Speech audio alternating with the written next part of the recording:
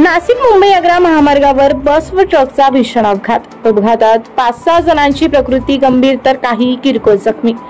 मुंबई आग्रा महामार्गावरील व्हीटीसी फाट्याजवळ सकाळी 8:30 वाजेच्या सुमारास ट्रक व बसचा भीषण अपघात झाला असून मुंबईकडून नाशिककडे जाणारी ट्रक क्रमांक MH15 DK 3116 व नाशिककडून इगतपुरीकडे जाणारी ST महामंडळाची बस क्रमांक MH40 AQ6010 या दोन्ही वाहनांची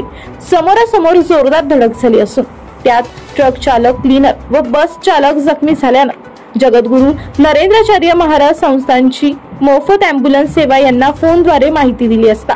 अँब्युलन्स तात्काळ अपघातस्थळी पोहोचली व जखमींना तात्काळ घोटी ग्रामीण रुग्णालयात दाखल करण्यात आले असून या अपघातात 5 ते 6 जण गंभीर जखमी झाले असून त्यांना जगद्गुरू नरेंद्राचार्य महाराज संस्थानची मोफत अँब्युलन्स मध्ये पुढील उपचारासाठी जखमींना तात्काळ नाशिक सिव्हिल हॉस्पिटल मध्ये हलवण्यात आले आहे। वृत्त संकलन विभाग, महाराष्ट्र 24 न्यूज, इगतपुरी।